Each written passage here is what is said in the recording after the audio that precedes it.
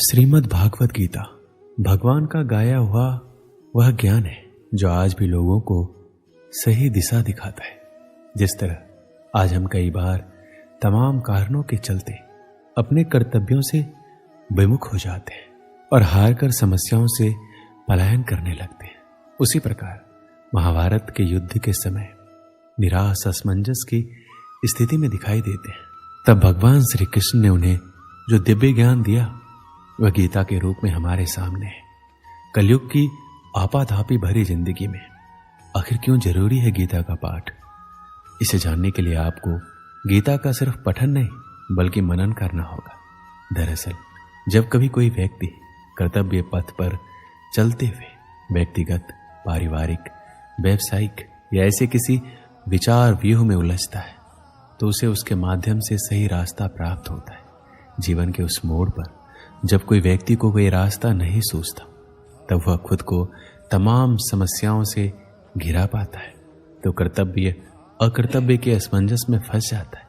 उस मुश्किल समय में श्रीमद् भागवत गीता उसका हाथ थामती है और मार्गदर्शन करती है। एक बार माता पार्वती महादेव जी से पूछते हैं कि किस ज्ञान के बल पर संसार के सब लोग आपको शिव कहकर पुकारते हैं?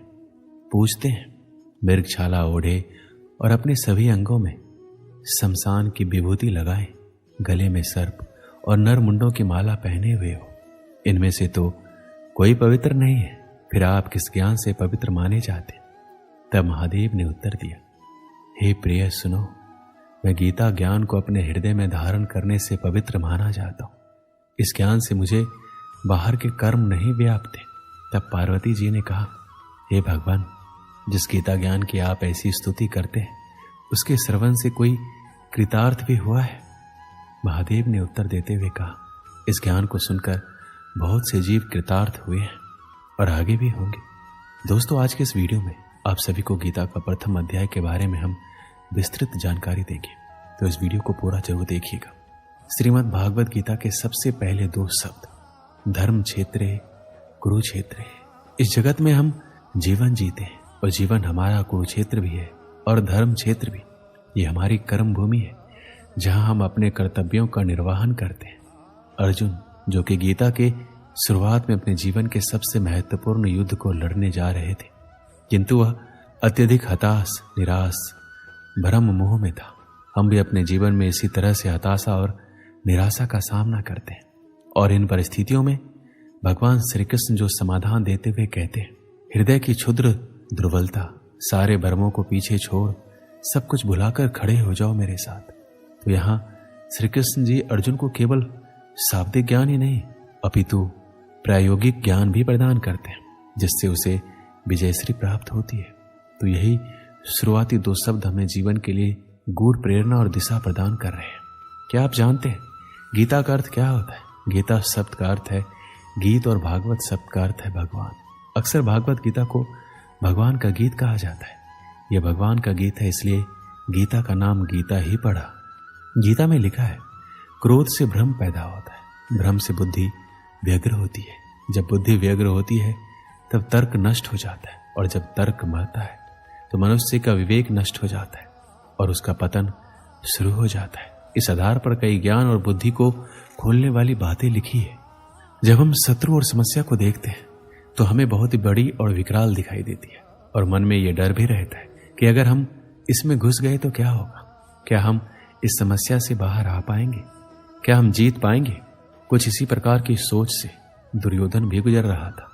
दुर्योधन गुरु द्रोणाचार्य से कहता है कि बड़े बड़े धनुष वाले तथा युद्ध में भीम और अर्जुन के सामने सूरवीर तथा महारथी राजा द्रुपद, चिकितान तथा बलवान काशीराज, पुरुजित, सुभद्रा पुत्र अभिमन्यु एवं द्रौपदी के पांचों पुत्र, ये सभी के सभी महारथी हैं। इससे हमें यह पता चलता है कि चाहे शत्रु हो या शत्रु के जैसी समस्या, उसके बारे में सब कुछ जानना चाहिए। समस्या के हर पहलू से हमें वाकिफ होना चाहिए और उसके हर अंग के बारे में हमें मालूम होना चाहिए, जैसे कि उस स्थिति में दुर्योधन भी कर रहा था।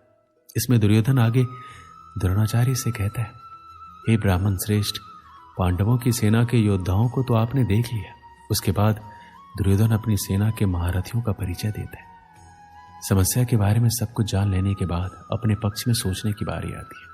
दोस्तों, हमें यह भी जानना होता है कि हमारे पक्ष में कौन कौन से मजबूत बिंदु हैं जिससे हम उस समस्या पर विजय प्राप्त कर सकते हैं।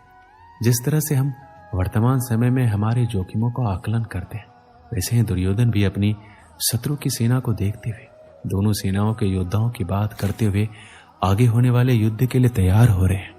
चुनौती को हर तरीके से समझकर ही उससे विजय प्राप्त की जा सकती है। युद्ध में जब तैयारी होती है तो वो दोनों तरफ से होती है और हर पक्ष अपने विजय की आशा में अपनी सेना को भरोसा देता है।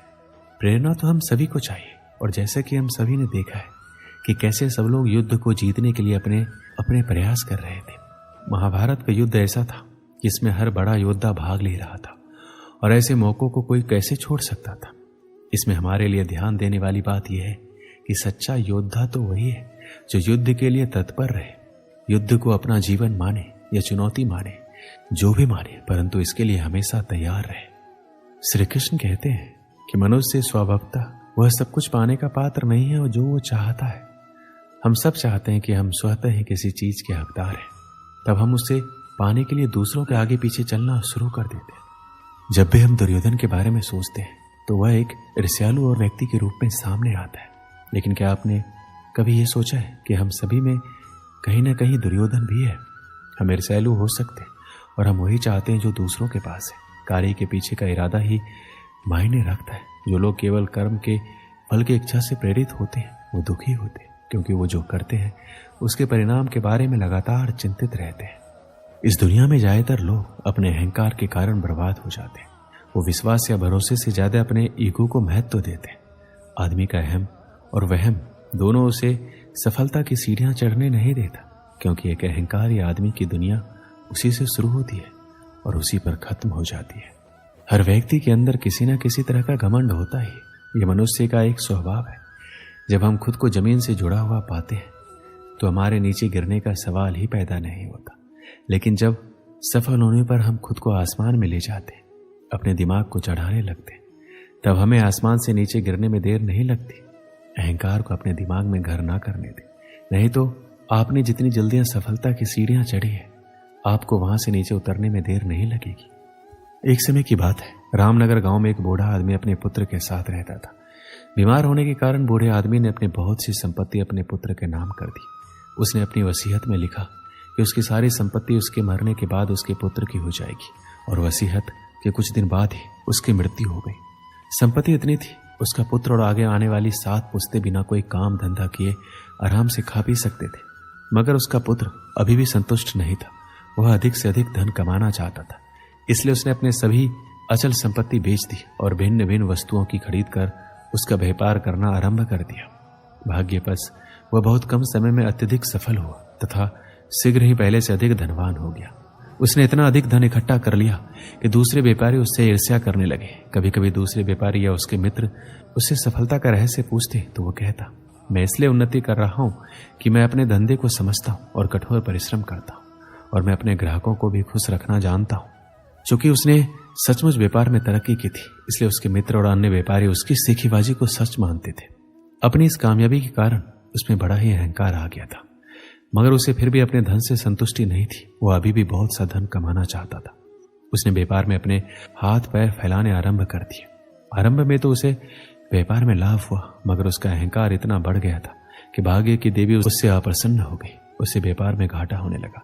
पहली घटना तब हुई जबकि माल से भरा हुआ उसका समुद्री जहाज डाकुओं ने लूट लिया। दूसरी घटना में माल से लदा जहाज अरब सागर में डूब गया। उसके भाग्य में कुछ न कुछ अपशगुन उत्पन्न हो गया था। तीसरी घटना ने उसे बिल्कुल ही उखाड़ फेंका। वह दर दर का भिखारी बन गया। उसका सारा व्यापार चौपट हो गया।